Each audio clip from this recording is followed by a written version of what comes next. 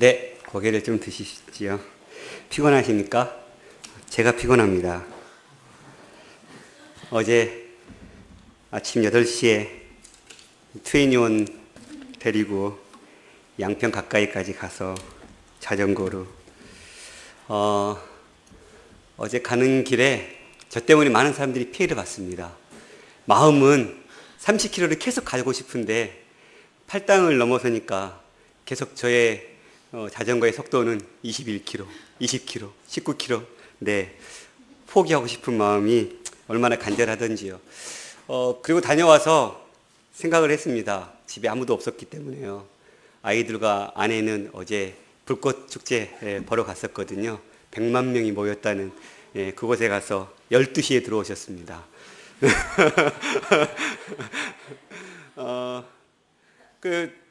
약간 이제 집에 몸이 되게 피곤하지만 그 생각하면서 하나님께서 만약 내 인생을 그 양평 끝까지 가지 못했거든요. 그 양평까지 가면 거기 도장 찍는 그 장소가 있는데 함께 동승했던 한 집사님이 항상 양평까지 가기를 도전했지만 꼭 양평까지 못 가고 중간에 돌아갔었대요. 근데 어제도 저 때문에 제가 덕소에서 도저히 저 도저히 못 갑니다. 버티는 바람에 이제 거기서 지하철 타고 왔거든요. 그러면 하나님께서 내 인생을 여기까지 사용하고 쓰기를 원하는데 내가 준비가 안 되면 참 하나님 못 쓰시겠다. 아주 거룩한 적용이지요.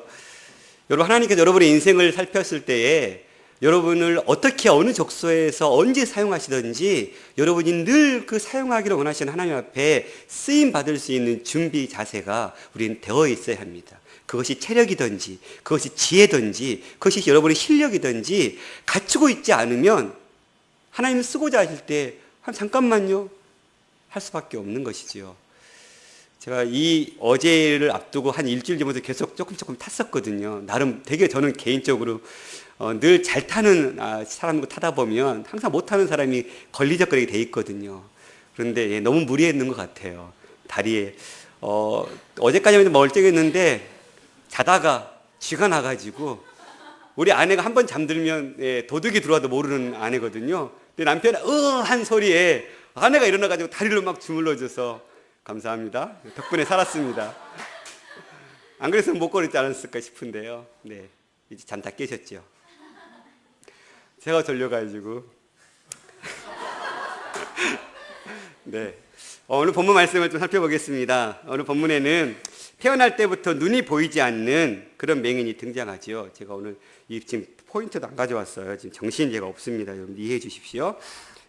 오늘 말씀에 등장한 이 남자는 태어날 때부터 앞을 못 보는 그런 불행한 사람이었죠. 이 사람은 살아갈 수 있는 능력이 전혀 없었던 것 같습니다. 때문에 그는 성전 앞에서 구걸했던 사람이었거든요. 그러나 이 사람은 늘 보는 사람들이 있어서 그 사람들 사이에서는 굉장히 좀 유명했던 사람 같습니다. 늘 저 사람 그냥 맹인 이렇게. 요한복음에 나오는 이 맹인에 대해서 성경에 나와 있는 것은 거의 없습니다. 나중에 본문 말씀을 보면 이 사람이 날 때부터 맹인이었다는 사실, 그리고 장성한 사람이었다는 사실, 그리고 부모가 있었다는 사실, 요 세 가지 정도 사실 외에는 어떠한 이 사람에 대한 배경 지식을 말씀해 주고 있지 않습니다. 여러분, 우리 주변에 불행한 사람들을 볼 때 여러분 어떤 생각이 드십니까? 불쌍하십니까? 안타까우십니까? 참 안 했다는 치근한 생각이 들 수도 있죠. 예수님 제자들도 이 맹인을 보면서 그런 비슷한 생각들을 하지 않았을까 싶습니다. 그래서 그들은 예수님께 묻습니다. 주님, 선생님, 이 사람이 이렇게 앞을 못 보는 사람으로 태어난 것이 누구의 죄 때문입니까? 이 사람 때문입니까? 아니면 그의 부모 때문입니까? 이것이 인과응보의 사상이라는 것이죠. 뿌린 대로 거두는 것. 특히 동양 사상의 이 인과응보의 사상은 사람들의 생각 그 베이스에 깔려 있는 것 같습니다. 우리들의 생각 속에도 알게 모르게 이 인과응보적인 생각들을 가질 때가 참 많습니다. 열심히 공부하고 좋은 대학 간 사람이 좋은 직장 가야 되고, 좋은 직장 가지고 열심히 살아간 사람이 또 좋은 가정 꾸려야 되고, 그런데 우리 가운데 혹시라도 열심히 노력하지 않았는데 무언가 나보다 더 많은 어떤 것들을 누릴 때 우리는 배가 아파하죠. 사돈이 땅 사면 배 아프다는, 그게 아마 여기에 해당되지 않은 사람은 아무도 없을 것입니다. 그런 마음으로 왜 제가 저런 복을 누려야 되지? 난 이렇게 뼈 빠지게 고생했는데 나는 아직도 이러고 있는데 왜 저 사람은 저렇게 날로 먹지? 이런 마음들이 있지요. 그러나 이 인과응보적인 사상이 경험적으로 얻은 진리를 하더라도 이 사상은 영원한 진리는 아니지요. 하나님은 이 법칙에 얽매여 계시는 분이 아니십니다. 오늘 말씀에서 예수님께서 이렇게 말씀하십니다. 3절에 보면 이 사람이나 그 부모의 죄로 인한 것이 아니라 그에게서 하나님이 하시는 일을 나타내고자 함이라. 주님은 지금 무엇을 보십니까? 사람들은 제가 저때 죄 때문에 아니면 제 부모 죄 때문에 무언가 뿌린 게 있으니까 그거에 대한 열매로서 지금 맹인이 된 것이겠지 라는 생각을 가지고 질문을 던졌지만 예수님은 그것이 중요한 것이 아니고 그 일을 통해서 하나님께서 하나님의 일을 하고자 하신다. 저 사람이 맹인이 된 이유는 하나님께서 그의 일을 위해서 허락하신 것이다 라고 말씀을 하신 것입니다. 이 말씀보다 더 위대한 말씀이 어디 있겠습니까? 이 말씀 속에 인간의 불행을 극복할 수 있는 길이 나와 있습니다. 불행은 쉽게 극복할 수 있는 것은 아닌 것 같습니다. 정말로 수고하고 수고해도 그 불행의 늪을 빠져나오는 것이라는 것은 참 어려운 일입니다. 더군다나 이런 인과응보적인 생각을 갖고 있는 사람이라면 더욱더 그렇죠. 그런 사람들은 자신의 운명으로 알고 체념하는 길 밖에는 다른 길이 없습니다. 그러나 성경 말씀 속에 인간의 불행을 극복할 수 있는 그런 길이 나와 있다는 것을 말씀하고 있죠. 그리고 실제로 이 말씀대로 자신의 불행을 새로운 시작으로 여기고 해석하는 사람들은 새로운 삶을, 새로운 인생을 살았음을 보여주고 있습니다. 지난 여름 수련회 이후로 저희 가정은 매일 잠언 말씀을 한 장씩 읽으면서 그날 말씀 읽은 것 가운데 하나님 주신 생각이나 느낌이나 궁금한 것들을 이렇게 묻습니다. 그날 말씀 묵상할 그 본문이 잠언 25장이었습니다. 2절 말씀에 보면 이를 숨기는 것은 하나님의 영화요 이를 살피는 것은 하나님 왕의 영화니라 이런 말씀이 있습니다. 매일 예배를 드릴 때마다 늘 엉뚱한 적용으로 그 가정 예배를 웃음바다로 만들어버리는 우리 막내 하은이가 이날따라 이 질문을 저한테 한 것입니다. 아빠, 이 말이 무슨 말이에요? 이게 무슨 말이지? 한참을 쳐다봐도 뭔가 아이에게 설명해 줄 수 없는 거예요. 일단 일을 숨기는 것이 하나님의 영화? 하은아, 아빠가 연구해보고 알려줄게 하고 그 예배 시간을 마쳤습니다. 그리고 계속 본문을 찾아보고 원문을 찾아보면서 이 말씀이 무엇인가를 살펴보았습니다. 그렇습니다. 하나님의 본성이나 하나님께서 하시는 일, 그 깊으신 뜻과 그의 우주의 통치 방법 혹은 의도 이런 모든 것들을 우리의 경험과 우리의 지혜로 측량하기에는 너무나도 오묘한 부분들이 많이 있다는 사실입니다. 하나님은 당신의 일을 드러내고 일하지 않습니다. 아무리 드러내어 놓더라도 우리의 지혜로 그 드러내신 것들 또한 보지도 못합니다. 하나님의 생각과 우리의 생각의 차이가 얼마나 큰지 저는 매일매일 삶 속에서 깨닫습니다. 내가 생각할 때는 이게 좋을 것 같은데 하나님이 이렇게 안 하십니다. 그런데 나중에 지나고 나면 내가 생각했던 판단보다 하나님 하셨던 일이 훨씬 더 아름다운 열매를 맺을 때가 많습니다. 여러분 그렇지 않습니까? 우리가 어찌 하나님의 그 오묘한 진리, 오묘한 하나님의 그 일하심들을 100% 이해하고 볼 수 있겠습니까? 하나님은 그 숨기는 것 속에서 당신의 일을 나타내시는 분이시지요. 그러나 우리는 뭐 해야 됩니까? 최선을 다해서 그분의 뜻이 무엇인지를 우리는 찾아내고 깨닫고 또 깨달았을 때는 최선을 다해서 그 일을 해내는 것, 그게 우리가 누려야 될 영화지요. 창세기 1장은 하나님의 천지 창조에 대한 기록입니다. 즉 하나님께서 무슨 일을 하시는지 알 수 있는 가장 좋은 설명인데 그런데 하나님께서 천지를 창조하시고 무슨 일이 가장 먼저 일어났냐면 창세기 1장 2절로 같이 보십시오. 땅이 혼돈하고 공허하며 흑암이 깊음 위에 있고 하나님의 영은 수면 위에 운행하시니라. 무엇이 있습니까? 창세기 1장 1절 하나님 태초에 하나님이 천지를 창조하시니라 하고 나오는데 땅이 혼돈하고 공허했다고 그랬습니다. 하나님이 창조를 시작하셨습니다. 그런데 시작하시는 그 상태가 어떻습니까? 혼돈과 공허입니다. 우리는 하나님이 시작하셨으면 혼돈과 공허보다는 질서와 아름다움이 있어야 될 거라고 생각합니다. 왜요? 하나님이 하시니까. 그런데 하나님이 시작하셨는데 아름다움과 질서보다는 혼돈과 공허가 오히려 처음 시작이었습니다. 그러나 그런 상황 속에서 어두움이 너무나도 깊이 들여오는 그 상황 속에서 하나님 뭐 하셨습니까? 하나님은 일하셨습니다. 아무런 설명이 없습니다. 하나님이 왜 그렇게 하셨는지 더 이상 바라고 있지 않습니다. 그러면 혼돈이 있지만, 공허함이 있지만, 어둠이 몰려왔지만 하나님은 그냥 당신의 일을 해나가시는 것입니다. 우리가 생각할 때는 왜 이렇게 공허하지? 왜 이렇게 혼돈스럽지? 왜 이렇게 어둠이 다가오지? 라고 생각할 수 있지만 하나님 관점에서는 그게 뭐 어때서? 하나님 앞에서는 어떤 문제도 되지 않다는 사실입니다. 그랬더니 다음 3절입니다.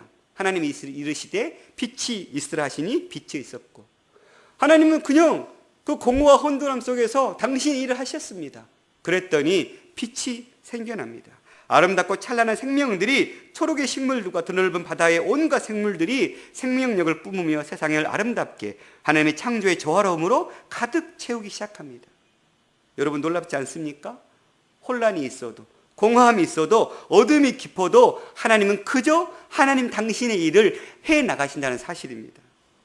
하나님이 하시는 일은 무엇입니까? 바로 창조입니다. 새 창조.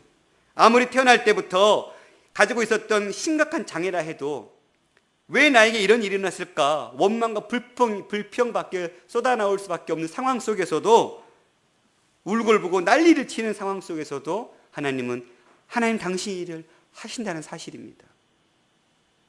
너 왜 그러냐? 너 힘들겠다. 너 공허하구나. 너 혼란스럽구나. 하나님에게는 전혀 그런 관심, 그게 하나님의 일을 하시는데 어떤 걸림돌도 되지 않는다는 사실입니다. 혼돈이 있어도, 공허함이 있어도 하나님은 묵묵히 당신의 일을 해나가십니다. 그러면 거기에 새 창조의 역사가 일어납니다. 영국의 신학자 톰 나이트라는 사람은 자신의 요한복음 주석에 이렇게 썼습니다. 우리가 사는 인생에도 계속해서 새로운 혼돈, 새로운 어둠, 새로운 불행이 가로막고 산다. 그러나 그럼에도 불구하고 희망을 가져야 할 것은 하나님은 계속해서 당신의 일을 하고 계신다는 것이다. 창조의 그 일, 어둠을 거두고 빛을 발하시는, 혼돈을 치우시고 아름답고 조화로운 창조의 영광을 만들어내고 계신다. 믿으십니까? 여러분의 삶이 퍽퍽할 수 있습니다. 계획한 대로 되어지지 않을 수 있습니다. 뜻대로 되지 않아서 속상할 때도 있습니다. 그러나 그것이 하나님께서 여러분의 삶을 향한 당신의 일을 하시는 데 있어서 어떠한 걸림돌도 되지 않는다는 사실입니다.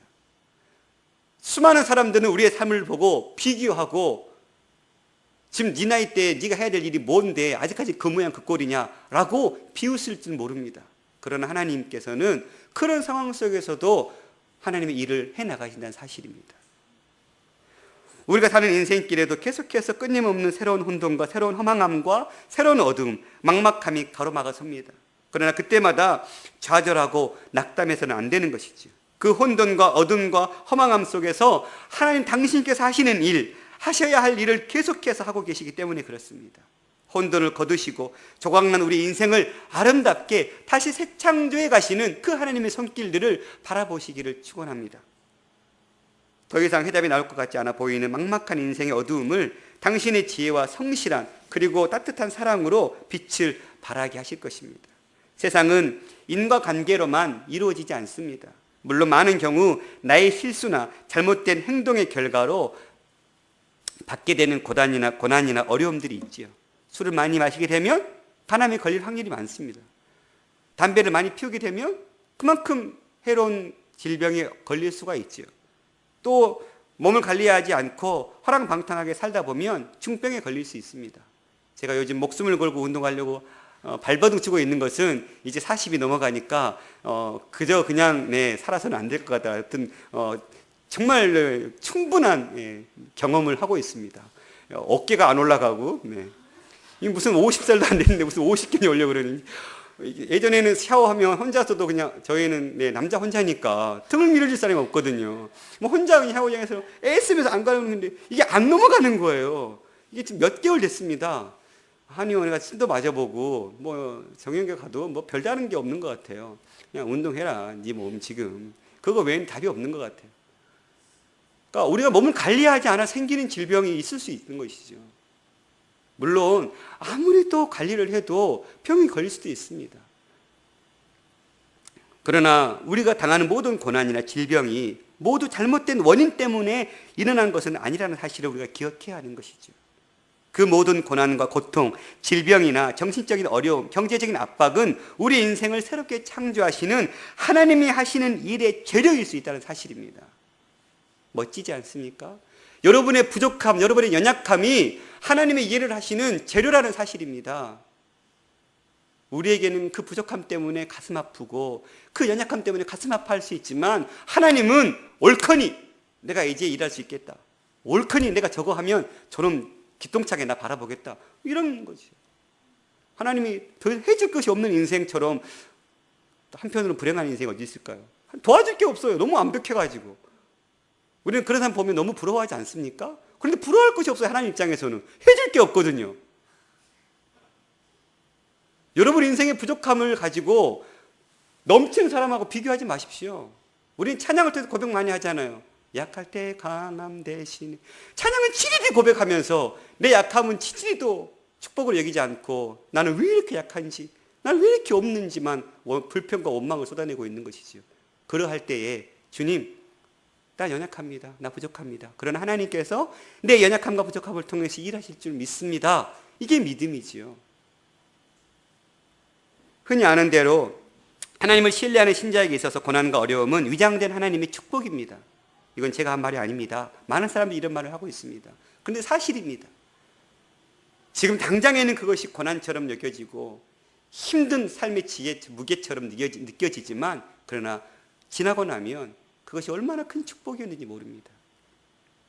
저는 개인적으로 찬양을 시작하면서 앞에서 싱어로 섬겼던 상준이를 본 순간 울컥했습니다. 혼자 막 울었습니다. 왜요? 제가 걸을 길을 생각하니까 눈물이 앞을 가렸습니다. 지금 저렇게 웃고 있지만 하나님께서 저 인생 쓰시려고 모진 걸 하나하나 딱 깎으실 때 얼마나 힘들까. 왜요? 제가 경험해 봤으니까. 깎인다는 게 얼마나 힘든 것이 아니까.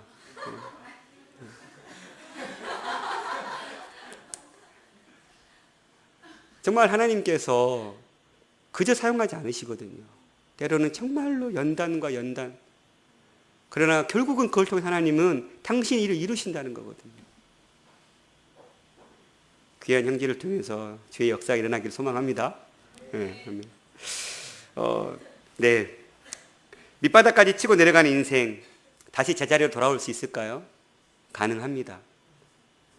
아무것도 이룬 것이 없고 절망스럽고 낙담되는 현실, 다시 시작할 수 있을까요? 그렇습니다. 죽을 것 같은 죽음이 생명으로 바뀔 수 있을까요? 그렇습니다. 어떻게 해요? 예수 안에서 가능합니다. 하나님이 하시는 일을 나타내시는 예수님 안에서 가능하다는 사실입니다.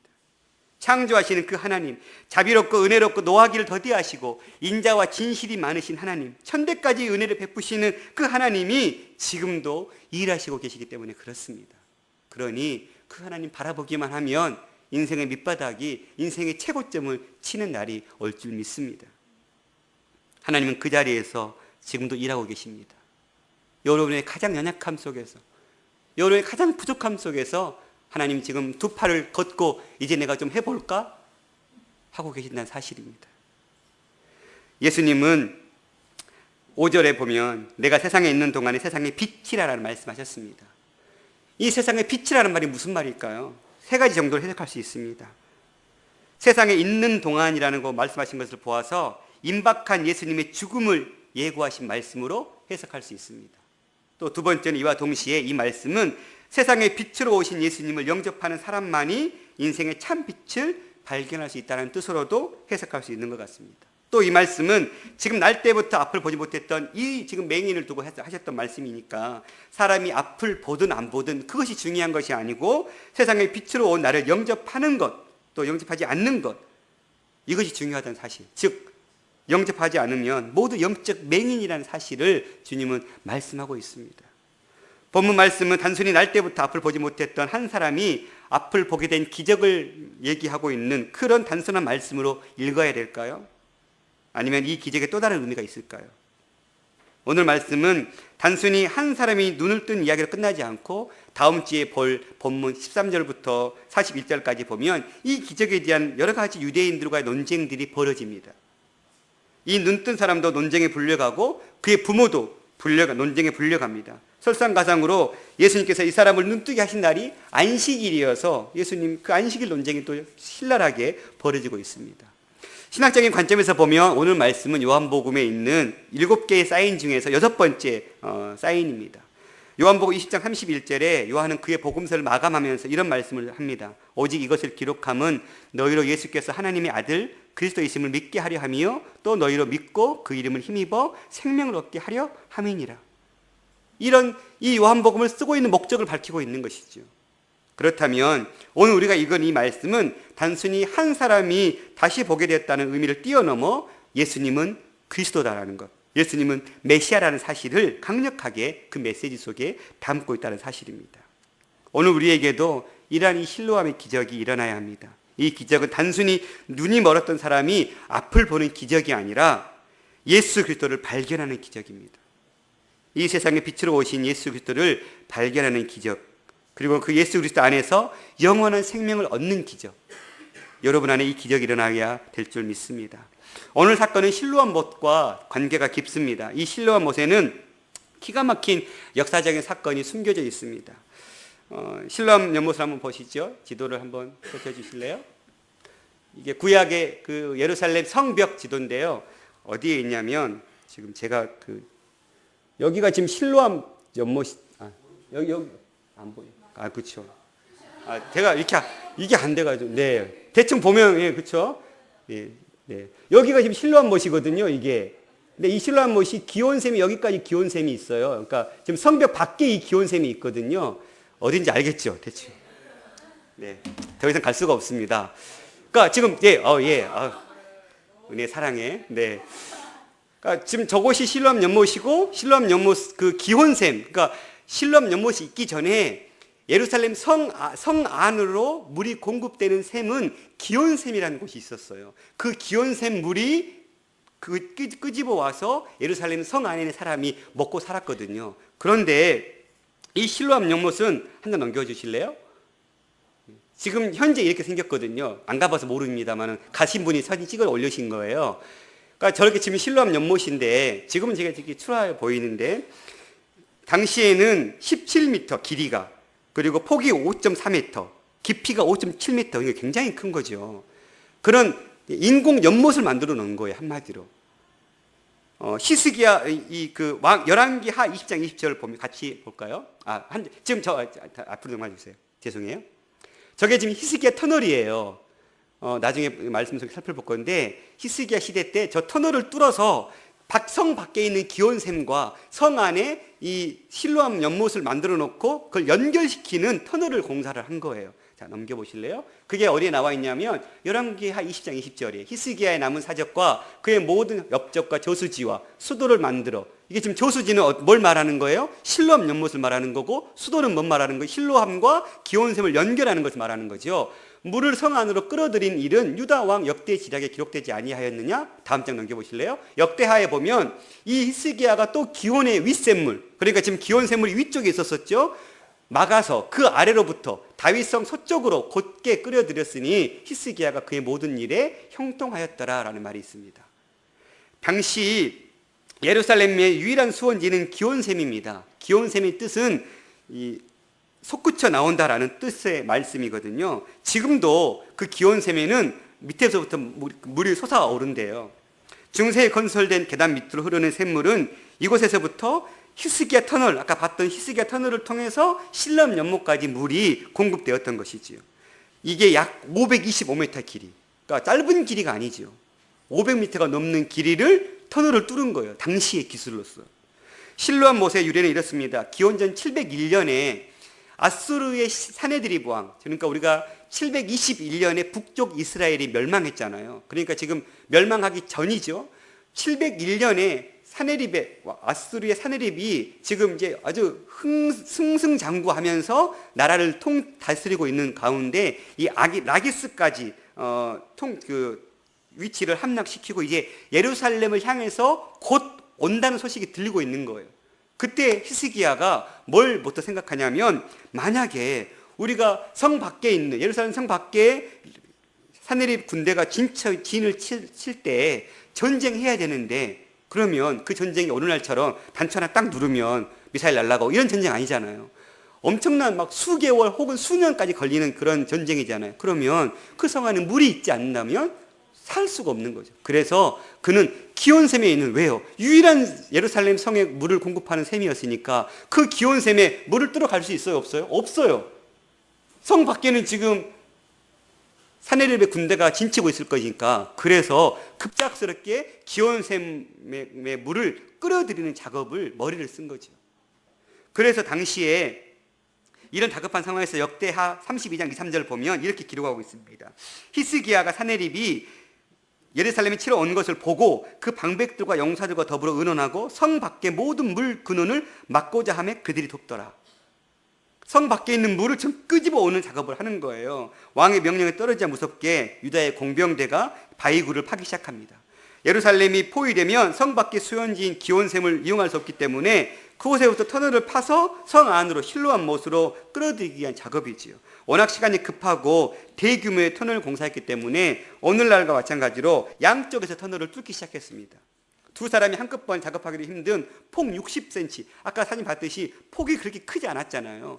긴 곳이 약 2m 정도 되고 낮은 곳은 뭐 1m도 안 되는 곳도 있다는 거예요. 그러니까 얼마나 그 좁은 곳에 가서 서로 파고 들어갔겠어요. 당시 뭐 좋은 드릴 이게 있는 게 아니죠. 도끼로, 손도끼로 찍어야 될 거 아니에요. 그런 상황 속에서 굴착 작업을 쉬지 않고 진행했습니다. 지금 예루살렘을 향해서 빠른 속도로 사네립의 군대가 오고 있습니다. 그 속도에 버금가게 지금 히스기야는 땅굴 파고 있는 거예요. 완전 속도전이죠. 누가 땅굴 먼저 파느냐, 누가 먼저 쳐들어오느냐, 이런 상황 속에서, 다급한 상황 속에서 1880년대 발견된 실로암 비문을 보면 이때의 긴급한 상황에 대해서 공사 내용을 200자의 글로 기록했는데 약 177자만 보존되었다고 합니다. 그 비문을 보면 양쪽에서 터널을 파고 들어간 인부들이 중간에서 만나서 지하 터널의 역사적인 개통을 자축하는 극적인 장면이 묘사되어 있는데, 굴이 뚫려진 과정은 다음과 같다. 3규빗쯤 1규빗이 45cm 정도 되잖아요. 그러니까 4, 5, 20, 뭐 1.3m 정도 되는 거죠. 4, 5, 2, 4, 5, 2, 미쳤나 봐. 4, 3, 10인데 여러분 다 근데 고개를 끄덕이고 있었어요. 네. 1.3m 정도 남았을 때 뭐라고 하는 거예요? 우리들은 반대쪽에서 서로 사람이 부르는 음성을 들을 수 있었다는 거예요. 마침내 굴이 서로 마주 뚫렸을 때 돌 깎는 연장과 연장이 서로 부딪혔다라는 거예요. 그리고 샘물로부터 물은 저수지를 향해서 1200규빗, 약 500m가 넘는 규빗의 물을 흘러 들어갔다. 이게 기록상에 남아있는 거예요. 굴착 작업이 약 1.3m 남았을 때 여러분 생각해 보세요. 열심히 보이지 않는데 파고 나갔어요. 그런데 어디선가 같이 파고 있는 소리 들리는 때 그 감격.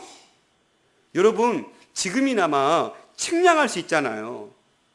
당시에 어떤 그런 측량 기술이 발달되겠다고는 우리가 상상할 수 없는 상황 속에서 고도가, 기울기가 0.06% 정도, 기울기가, 고도 차이가 32cm밖에 차이 안 났대요.